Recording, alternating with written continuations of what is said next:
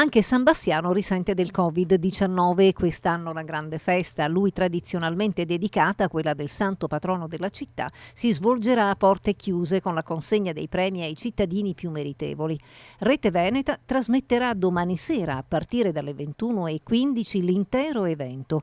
Il programma della giornata inizia con la Santa Messa alle 10 alla chiesa di San Francesco, presieduta dal vescovo di Vicenza Beniamino Pizziol. Segue la consegna dei premi che, ricordiamo, quest'anno vanno allo storico dell'arte Davide Gasparotto, premio Cultura Città di Bassano del Grappa per progetti di altissimo rilievo volti allo studio e alla valorizzazione del patrimonio artistico del nostro paese.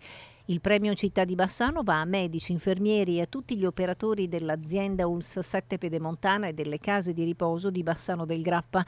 Il premio San Bassiano viene invece assegnato a Giovanni Menegon per la sua storia di coraggio, fatica ed impegno. Ancora a Nino Balestra e Adriano Mengotti, imprenditori di successo. Il premio Un gesto per la città va alla memoria di Fabiola Carletto e di Gianantonio Polita. I premi Virgilio Chini alla dottoressa Silvia Fiorese, Università degli Studi di Verona, mentre il premio Tesi Bassano alla dottoressa Alba Martinelli.